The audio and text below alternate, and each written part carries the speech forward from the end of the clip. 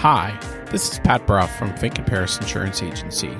Welcome to our podcast, Local and Mighty, the podcast about Massachusetts personal and commercial insurance in plain English, mixed in with a little bit of fun. Hello, everyone, and welcome to episode 11 of the Fink and Paris podcast, Local and Mighty. It's me, Pat Bruff, today, and I have with me Ryan Coopee. Coopee, right? I said it right? You said it right. Yep, all right, good. That's good. From our Florence office. You've been here long enough. I should know how to pronounce your last name. I would think so. Maybe not the spelling, but pronouncing it, I would say, yeah. Right. There's some P's and E's. It's, yeah, definitely. So thanks. First of all, I want to thank Ryan for joining me for today's podcast. I often have to convince folks to join in on the podcast. And sometimes people are like, yeah, I'll do it. Totally. No problem. Sometimes people are like, please go run away and hide so I don't have to do this. And Ryan was, not only did I have to convince him to do the podcast, we're doing this. There's a video so people can see us. So you were okay with that, right? Well, luckily it was one of my favorite topics. There you go. Registering a vehicle, and there you go. So that made it definitely a little bit easier for sure. Alleviated it for sure. Yeah, absolutely. And so I just, as we do with every start of our podcast, one of the things we do is we give our guests a few minutes to tell us who they are, how they got here. They could tell us as much or as little, as I often say, about who they are, just to give our customers, our people who are listening to the podcast and watching this video, a little sight of who you are. So take it away, Ryan. Sure. Thanks, Pat. So my name is Ryan. I work out of the Florence office, Fink and Paris Florence office. I've been here since 2016. I am a native of Western Mass, so this is where I'm from. Yep. I actually grew up in Southampton. I live in East Hampton now. Graduated from Hampshire Regional High School in 2010. Sort of how I got into insurance. It's kind of an ongoing it's kind of not really a joke, but an ongoing theme of people in this industry is I did not mean to. Yep. Sort of right after high school, when I graduated, I was in the restaurant business for a couple of years, and it was 2012. I had an opportunity to start an insurance, and I was kind of looking for the Monday through Friday. Mm-hmm. So that was definitely a positive thing, Monday through Friday. So I started at an insurance office. Yep. And in 2014, I got licensed. Nice. And then, like I said, I started here in 2016. Mm-hmm. So, a lot of people, when, a friend, or I get the vibe that they think like insurance that sounds bland. You work for an insurance office, but that's actually not my feelings at all. There's a lot of investigating and problem solving. And helping people. That goes into it. Helping people is most important, and helping them have protection if they have a loss. Right. That is very rewarding. Yeah. So that's pretty much it. I'm a big fan of the outdoors. Obviously, not right now, but the warm weather. Not a skier. Not a skier. Snowboarded once, wasn't great. So yeah. But no, that's my story. So. All right. Well, it's great again to have you. I really appreciate you being here. And as you mentioned, so this episode is going to be a little different, as I said. And for those of you who are actually watching us, hi. We're doing this over Zoom. Actually, our offices with COVID, our offices are technically open. We're not seeing customers in the building per se, and we have, I would say, a little more than half of the staff is still working from home, but the rest of the other half is working in the office. We're doing this via Zoom just because it'll be easier for us to show some of the things related to the topic, and so that's why we did this. So again, thank you very much, Ryan, for joining us today. If you're listening, I will make the plea for you to head over to our Facebook page, because this video will be there on Facebook, and we'll put it on our YouTube channel as well. So you ask, why are we shooting a video for this episode? And the simple answer is, as the title of the episode, it is, so you want to register a car in Massachusetts. We're recording this podcast in early of February of 2021, and we're fast approaching the 1-year mark on the COVID pandemic that has affected everyone all across the country. Despite the effects of COVID, people we're still seeing a lot of business. We're still seeing a lot of folks registering cars, trailers, boats, RVs, all of those things, motorcycles, and it's become clear early in the stages that the registry, the state in general, has changed the way that they're doing things. So you can't just go to the registry, right? I mean, you can't just head over to East Hampton or Chicopee or South Hadley or any of those locations. For a while, you couldn't go to anyone. It was just the Springfield location, and then they tweaked that to where you had to have an appointment to even come in.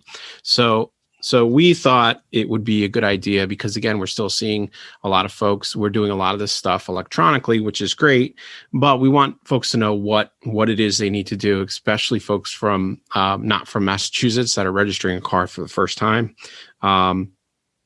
So we just thought it would be a great idea to do this podcast this way.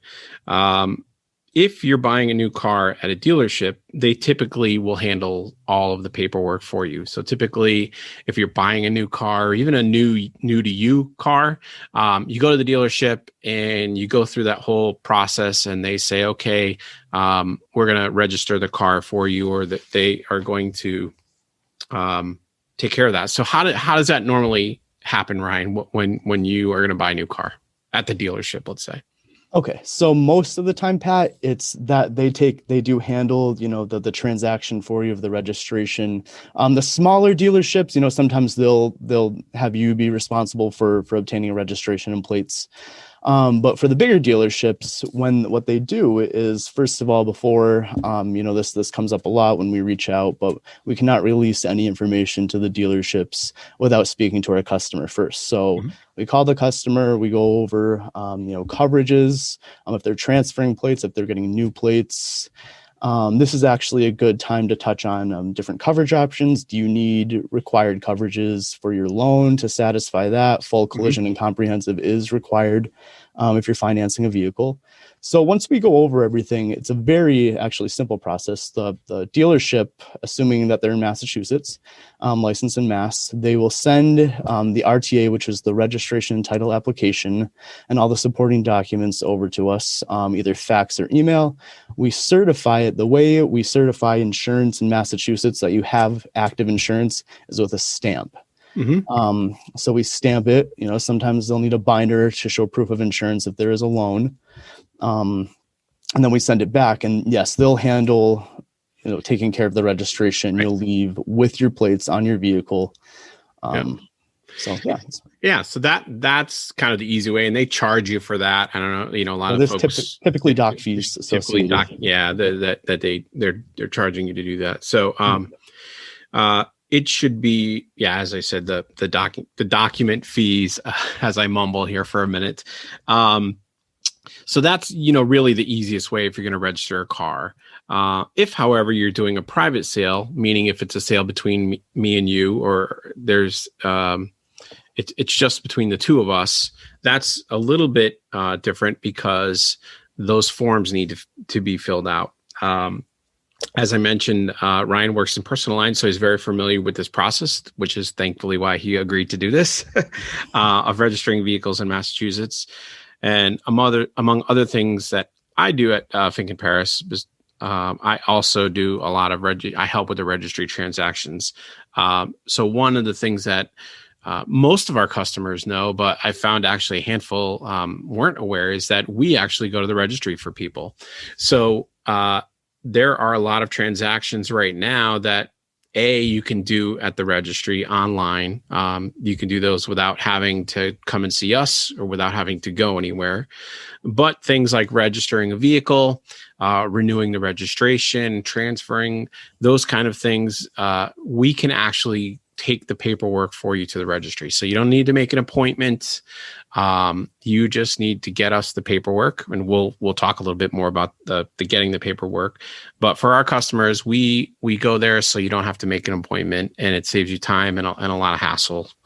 So I'm sure, I know a lot of folks have been like, you'll go and I don't have to do anything. Right. That was huge. Yeah. Especially right now. Definitely. Yeah. So, the first thing we need to do to have done is you need to have insurance on the vehicle, as Ryan already mentioned. So before you buy a car, we suggest that you reach out to your insurance agent. We chuckle a little bit here because I know that I've taken the call. I'm sure you've heard this more than a few times, Ryan. Folks will say, just give me the same coverage. I just want the same coverage on whatever the vehicle is. And like you mentioned, the coverage that they had on their 1982 Forenza may not be the same coverage that they need for their 2021 Toyota Tacoma or whatever it is. Because like you said, they meet comp collision. There's all kinds of requirements. So one of the first forms you need to do, going back to a private sale, is there's a couple of forms that you need to have. And the first one is the RTA. So I am going to, for those of you who are watching the video, I'm going to attempt to share my screen and we're going to go through an RTA, which will, here we go, which I'm going to have Ryan, you're going to kind of go through this. And although it's 2 pages, it's really not as scary as it sounds. No, it's definitely, the RTA form is a newer registry form.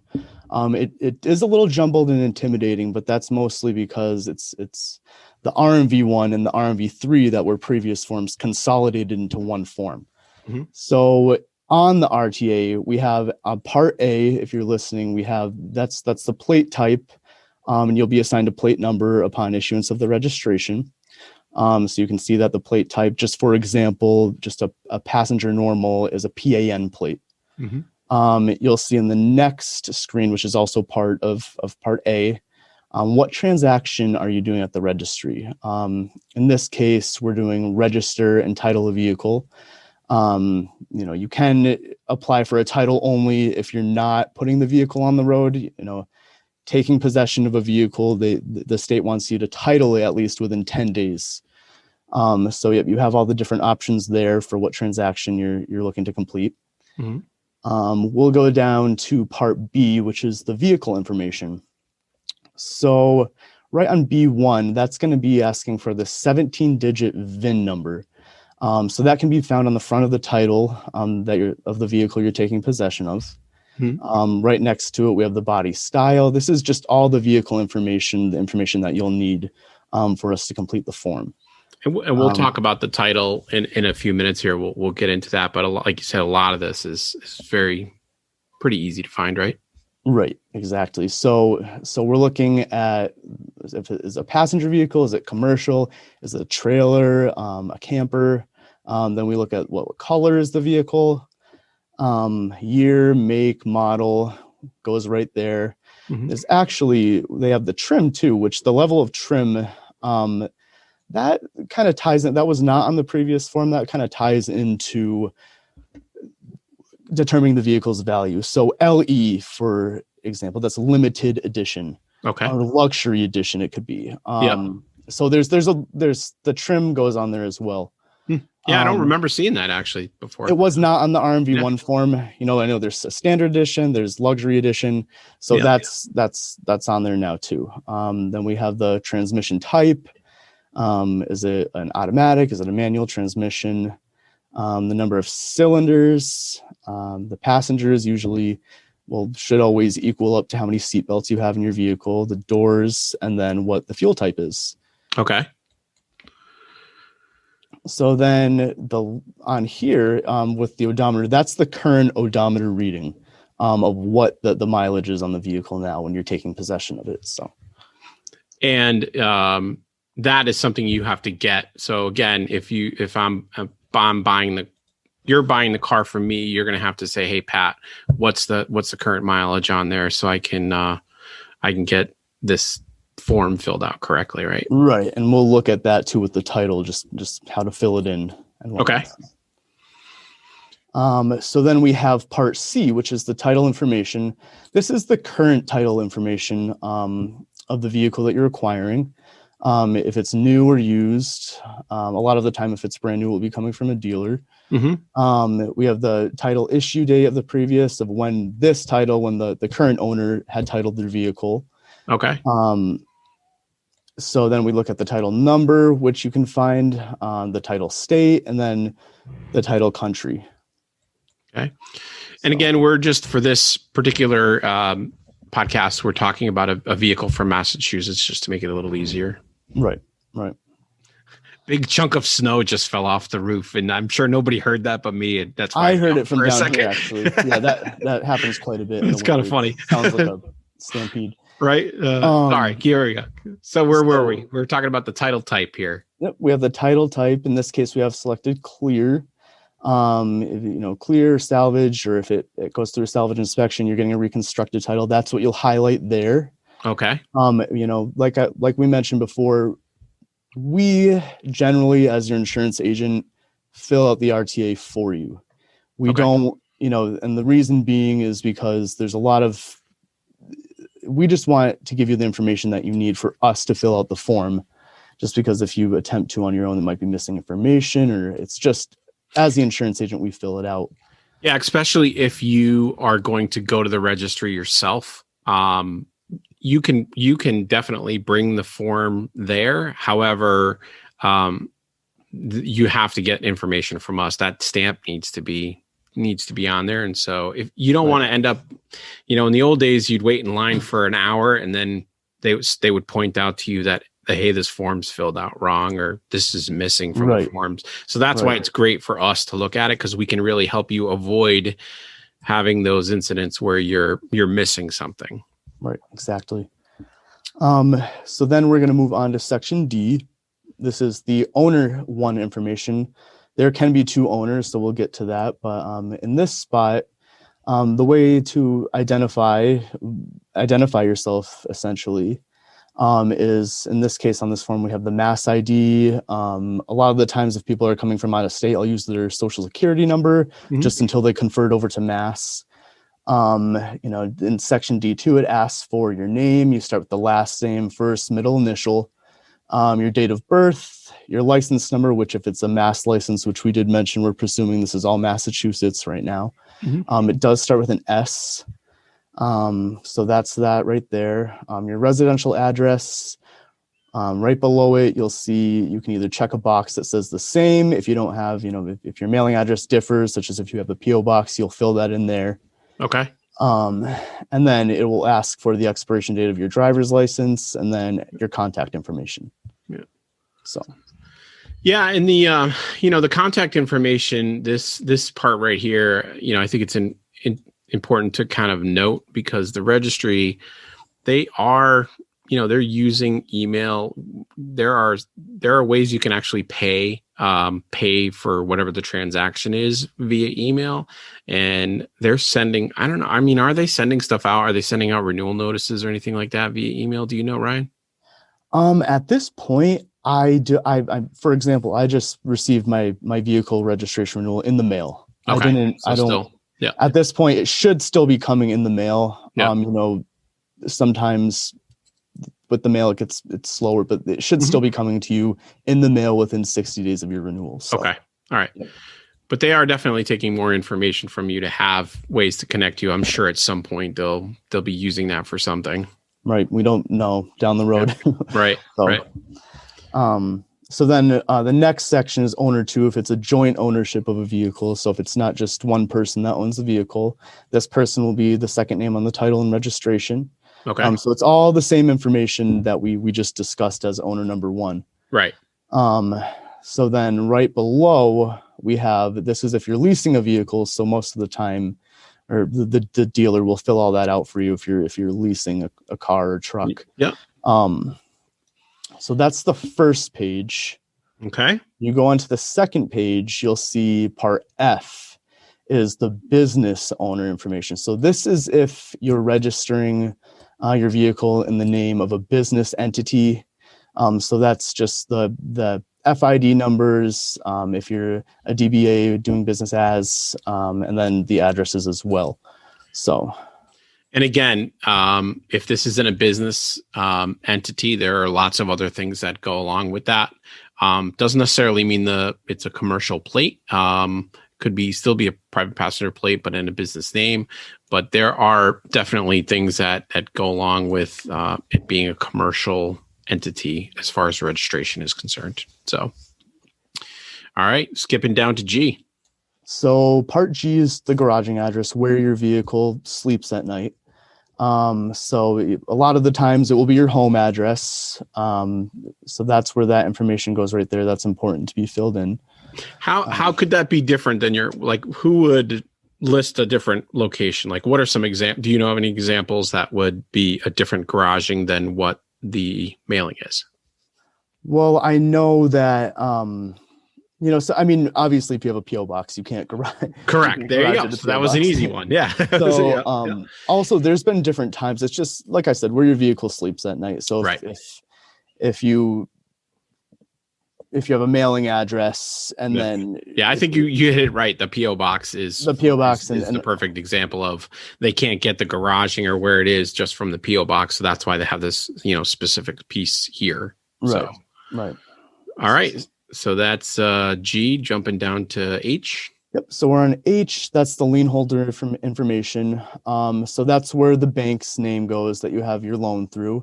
There is different codes. A lot of the time, like I said, we're filling this out. So if you don't know the code, you leave that blank. We actually have a pretty cool list of all the lien holder codes here. So that's very resourceful as well. So that's just the bank that the loan is through. Yep. Okay. Next.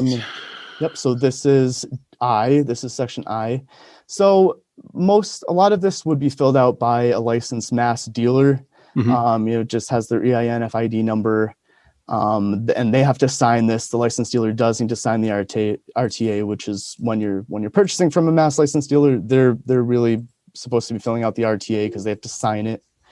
And a lot of times, so again, if we're helping facilitate, meaning the dealership is doing that, they send it to us with all of that information, right? Kind of pre-filled. So if I'm selling my car to you in this particular instance, we wouldn't have to fill out any of that stuff right there because it's just me selling my car to you, right? Right. We wouldn't fill out anything there, but if there is some kind of sales tax exemption, that's kind of the same section. Okay. If you look over to I3 and I4, if you look at I4, there's a claim exemption, such as if it's within a family, if it's a lot of people, if you didn't pay anything for it, if it was a gift, that's an exemption code. Even if you do pay for it and it's within an immediate family member, you're exempt from sales tax. So that's good to know as well. And then you do need a supplement form that we assist you in filling out. So. Okay. All right. So jumping into section J. Yep. So looks like section J, the purchase. This is going to be the purchase date. This is a little different than the previous form as well. Are you coming from out of state as the same owner? Just transferring to the new state. Yep.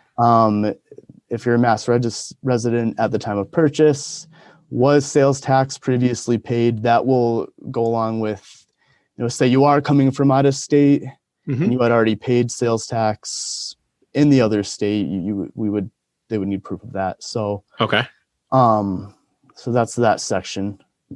And so that can be tricky sometimes, right? Yeah, that can be situational as well. So it's we're here to help with that. So. All right. Next is section K. So this is section K. This is our section. So like we said, this is what the insurance, if a dealer's sending this over to us, the RTA over to us, this is the information that we as the agent fill out. So first K1, we have the insurance company. Each company has their 3-digit code. In this case, this is Commerce Insurance. They have code 279. And then right here is when we fill in the effective date of your insurance policy and the policy change date, the date of registration that we're getting that done. In this case, self-insured is going to be no. Most likely always no. Yeah, 99% of the time, no. So, and then this is an important part, which is actually kind of interesting, Pat. Massachusetts is one of the states that requires you to obviously have insurance prior to registering a vehicle, and they are not going to take your word for it. They want to see a stamp affixed there, showing proof that you have insurance. The reason I say that is because it's funny. My one of my best friends lives in another state, and she could just go register her vehicle. It's kind of they have that trust of word of mouth that you're going to obtain insurance. But they don't in Massachusetts. No, they're not going to take your word. They want that stamp. They want to see that stamp before it goes through. If that stamp isn't there, it's not going through. So so then we stamp, sign it, and then we go on to part L. Well, I want to just jump back. So that, going back to how important that stamp is, I've seen more than a few folks at the registry in my time who have tried to fill out this form by themselves. Right. Tried to get all, they have the title. They think they're going to walk into the registry and they're going to just fill out this form and walk away. And the registry they're a no-go. If this stamp is not on there, you've wasted your time. So that's why all of the time, like you said, Pat, you want to contact us when you're purchasing a new vehicle. Yeah, absolutely. Yeah. So let me just scroll down here just a little bit more. Okay. Right. So then we have section L, which is just the seller information. So that's going to be the person's name on the front of the title that you're purchasing from. So seller name and seller address. Okay. Goes right there. All right in here. Okay. Yep. Good. And then last but not least, very important, section M is going to be the signature of the applicant. So if there's one owner, you only need one signature. If there's two owners, you need both. The first owner signs on the first line and dates, and the second owner signs on the second line and dates. Yeah. So, John, I forgot to sign this. Q Public is signing here, and then puts the date over here. We won't get into that. We get the gist of it. So. Yeah, they get the gist. I'm not really great with drawing with a mouse anyway. So, and for those of you listening, I was drawing out John Q Public as our person that's doing that. So that is it for the RTA. Again, it's 2 pages, but it's really not as much as we think. But it's important information. That's the only way you're going to get your vehicle registered. Right. So the next form that you're going to need is what's called the title. So if I am transferring ownership of a vehicle to somebody, so, Ryan's buying the car for me. He's buying this 2009 Chevy Cobalt. And in order for me to legally give ownership of the vehicle, this is the form I need, right? Right. This is, the certificate of title, and we're presuming that this is a Massachusetts transaction. This is a Mass title we have shown here. Yep. Just going through the information that's on it, which all the information's on the RTA that we fill out from the title. So if you look, there's the title number will be in that box, the current owner's title number. They issue you a new title once we get that transaction through. Mm-hmm. The VIN number, the vehicle identification number, that's the 17-digit number. Okay. And then the date of issue is next when this title was issued. Then it goes to the year, the year, make, model, all the basics, body style, was it used or new at that time? Mm-hmm. All the stuff, all the basics, the vehicle information we went through on the RTA. Yeah. Is all right on the front. All right there. Right. And so you need to, again, have that. And again, we're seeing the front of what a title looks like here in the state of Massachusetts. They're a little bit different from other states. Right. They differ from state to state, but you have to, if the vehicle's titled, that shows the proof of ownership that they're able to transfer the ownership to you. So if we look here too, the mailing address is in the first spot, that's where they're mailing the title of the current owner. If they have a different residential address, mm-hmm. So that's the front of the Mass title.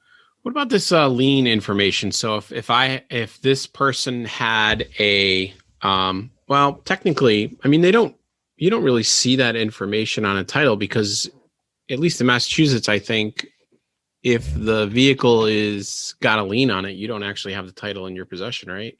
Right. So most and they're doing, a lot of the banks have electronic liens now. Whereas this looks like if the lien holder was listed, they need to sign off saying the lien was satisfied. But you're right, Pat. So the most of the time, the way they do it now is once you register the vehicle, that lien information on the RTA, the title goes to that bank. And once that loan is satisfied, they'll release the title to you to do what you wish with it. So in the mail, you own it outright. Yeah. So. And it's always, especially if you've owned a car for a little while and you've had the car paid off for a little while, that this form is like one of those forms you got to put somewhere where you're not going to lose it. Right. Right. I mean, yeah, because it always comes time to sell that vehicle and you're like, oh no, I need this form. So what happens if what if I don't have this form?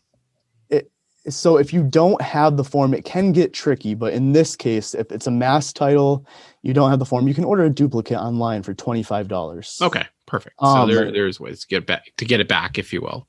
Right. Yeah. So then if we look at this is the back of the title, which we should mention that in Massachusetts, you don't need a separate bill of sale because the sale price is right there on the back of that. So that's the back of the title acts as the bill of sale, the purchase and sale agreement. Okay. So the sale price goes right there. The printed name of you, the purchaser, goes there. The date of sale, you want to make sure the dates on the back match up. Date of sale and all the other dates below. Okay. So that's your street address. You want to put, where the title is going to be sent to.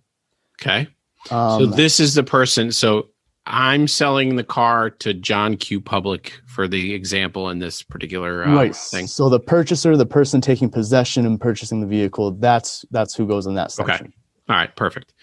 And then, so this is a little bit of a tricky one because so this is where the odometer goes. This is a very, very common misconception, I should say. So you don't, if that's the actual mileage, I think where the mistake happens, Pat, is so you write in the odometer reading, correct? You read the first line in box 1, I hereby certify to the best of my knowledge, and people check it. You don't want to check that box. You're like, no. No, I mean, it's not the complete end of the world, but we will need to get a notarized affidavit of correction in that case. Yeah, I was going to get, go ahead. I was going to go into that in a little bit. Well, let's go through here, but yeah. Right. You don't want to check any boxes if that's the actual mileage. One of the boxes, the second box, hereby say the odometer is not the actual mileage. The first box you would check if the vehicle's exceeded its mechanical limits. If it doesn't have a 6-digit odometer reading on the vehicle, but most of the time do not check the box and always Yeah, and in reality, you should really never. You don't want in reality, you should. There's certain situations, but just don't check the box. Okay. All right. So then the next little section here. So then we have, that's where the seller is going to sign the title. So that's you, Pat, if you're selling the vehicle to me or John Public. Yep. You're gonna sign that over. That's how the ownership's transferred. You're gonna date that, and then right below, that person that we just filled in above is gonna sign. They're gonna sign their name, print it, and date.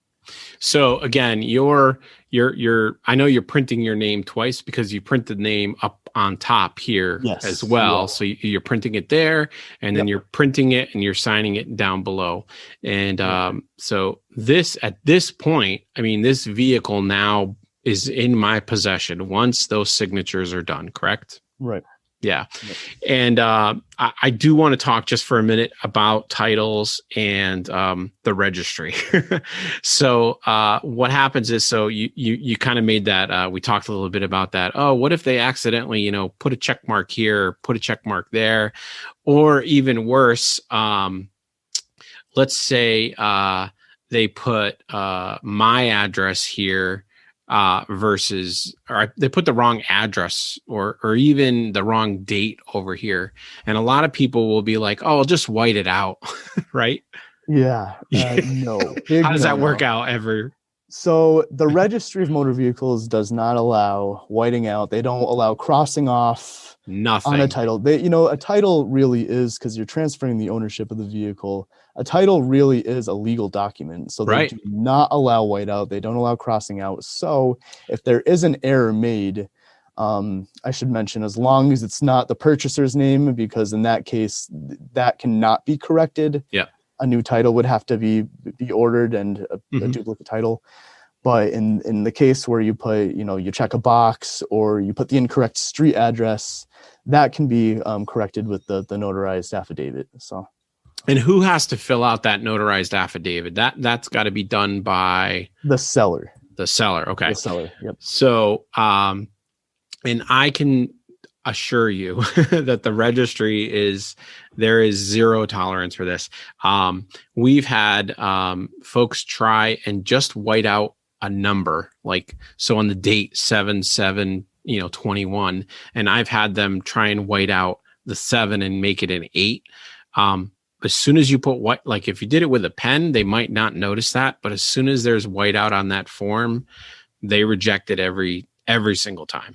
Right. Yeah. Every single time. You definitely don't want to do that. I always tell people, because titles are so tedious, to kind of give me a call and I can assist them with filling it out correctly. And that's kind of the whole concept of this right now, part of it. So right. Yeah. And we're hoping that folks are taking a minute to come back. If you're listening to the podcast, we take a minute and watch the podcast or watch the video and kind of zoom through to this section right here so you can really see it. So, all right. So that's the top of this title. And in reality, on the back of the title for, basic transfers of information of vehicles, that's the only section that gets filled out, right? Right. We fill the section that we just went over as a private sale from an individual.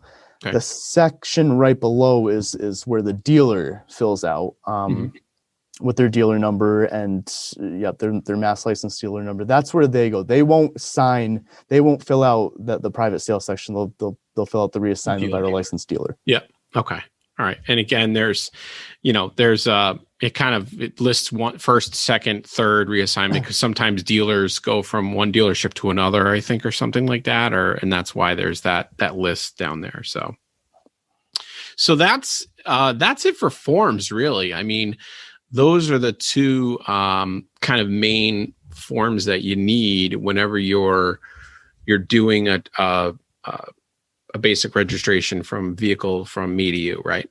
In Massachusetts. Right? In Massachusetts. So let's talk a little bit about, let's say I live in Vermont and now I'm trying to sell you the car. What would be different? And I don't have any more forms to share.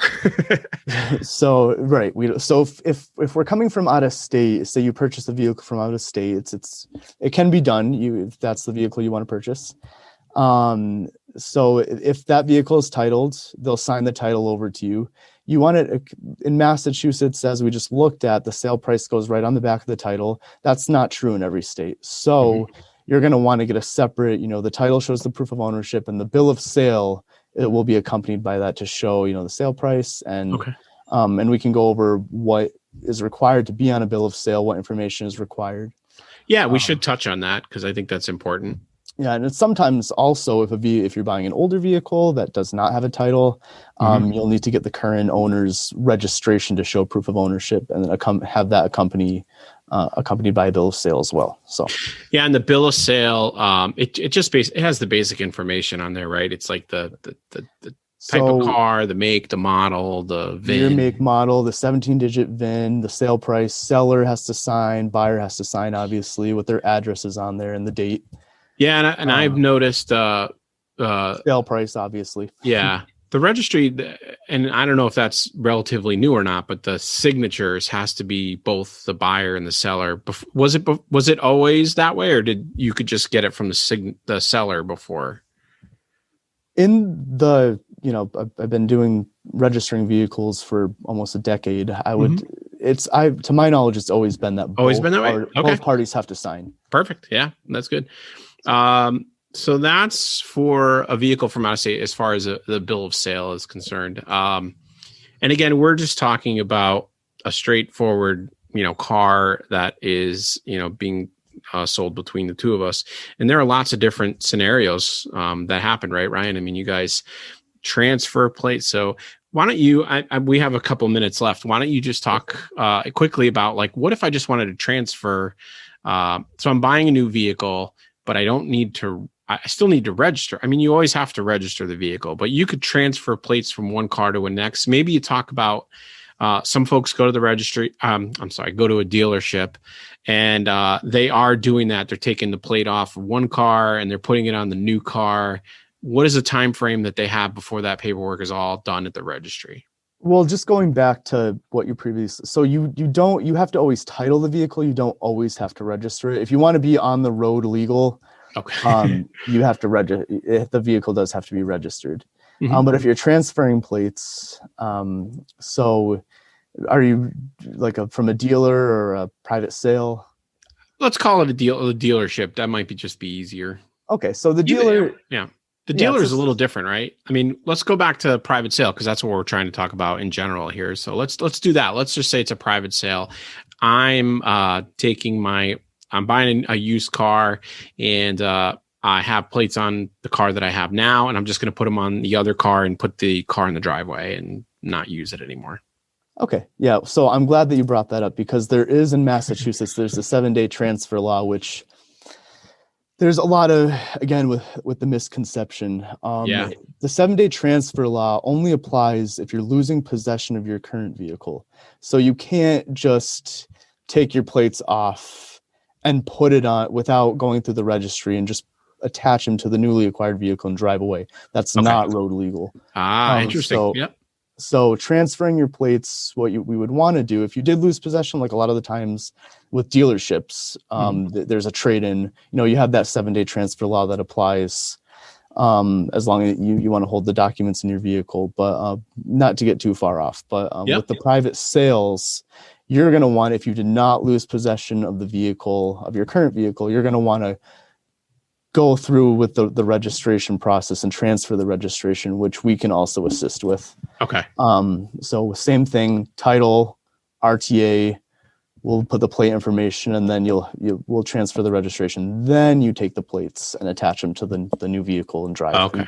So, all right. So can't just simply, like you said, it's not legal to technically just take the plate off and throw it on there. And I'm going to give the car to my kid, the other car, but it's not legal to do that way. No, and a lot of people, I mean, I don't blame them if you're not seeing this stuff every day. A lot of people think, the 7-day transfer law, that gives me 7 days to complete the registration. That's only true if you're losing possession of the vehicle. Okay. That's a very good point. I'm glad you brought that up. Yeah. So, again, I want to just touch, again, we're our offices, we're technically open, but we're not seeing customers inside the building right now because of COVID. But we're able to do a lot of things online. We're able to get documents signed. We have a system called DocuSign, and I think there's another one that we have where you might be able to sign like the RTA, like you can get the customers to sign the RTA and those things.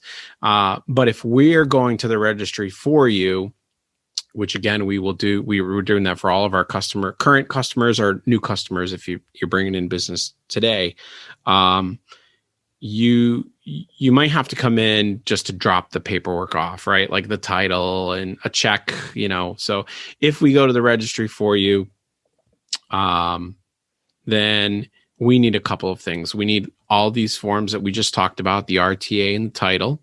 We need a check made out to Mass DOT, which is typically left blank, and then they fill in the amount when they get there. They also have an option to pay electronically. So we talked about the email section of the RTA. That's one of the places that is the place where they're going to email you and say your transaction is ready. It will be processed once you put in your credit card and make the payment. So there are currently if you wanted to do this on your own, you have to go to the registry website and you have to sign up to make an appointment to get in.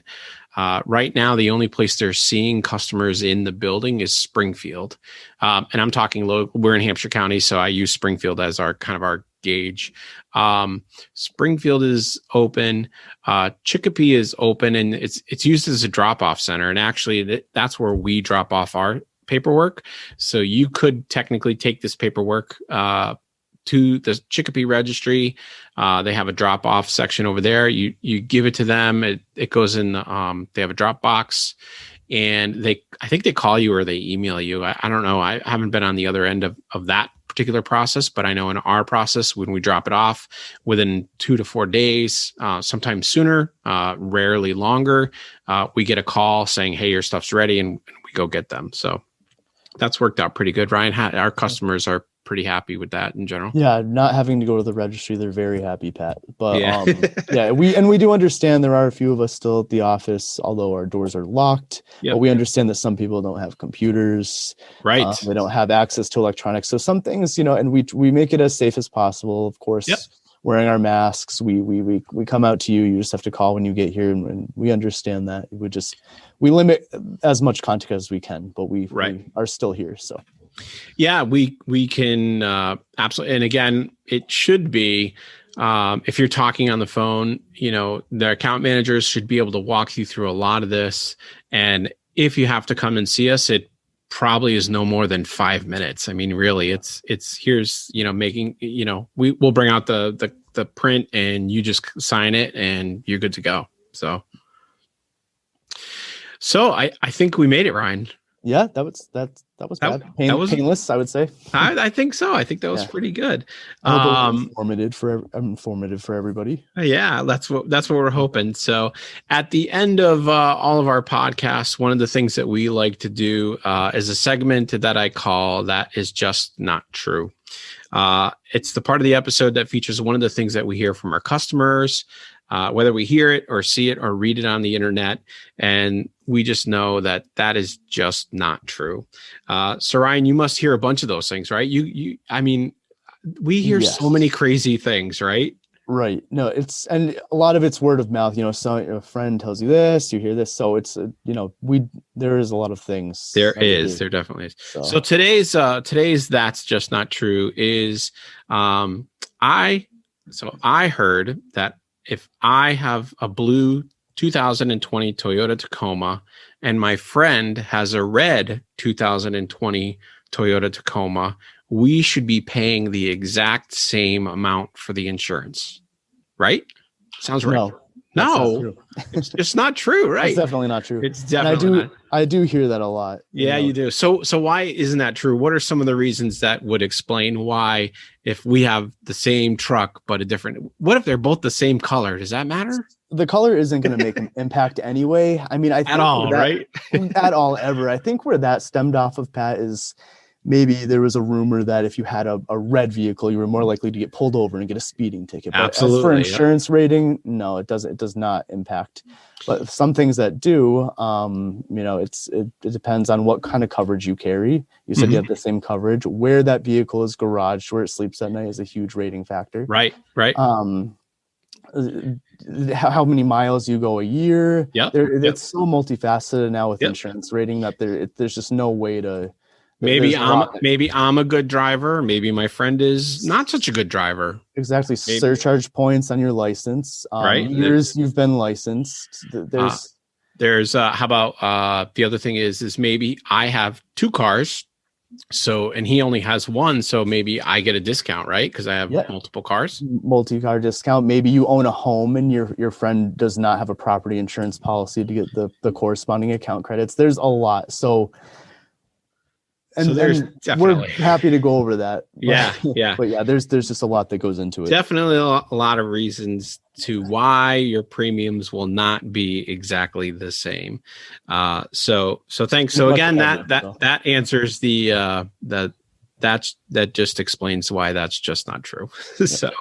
So again, I want to thank you all. Thank you all for watching. For those of you watching us here on either YouTube or Facebook, it's been great. Thank you so much, Ryan. It's been great. This has been fun. I think we're going to do this again, Ryan. I think you and I. Likewise, my pleasure. So I think this has worked out really well. This is a good one. Yeah, for sure. And remember, if you're looking for, I made it almost all the way through without mumbling, and I just did it. Almost did it. So if you're looking for insurance here in Massachusetts for your home, your auto, your commercial, your boat, any of those things, you can look us up at insuringyourway.com. If you're listening, we want you to stay safe, wash your hands, and practice social distancing. And remember, you can find us wherever you find your podcasts. And we hope you have a great day. And that's it. That's a wrap. Thank you. All right. Thanks a lot, Ryan. See you. All right. See you, Pat. Bye. Bye-bye.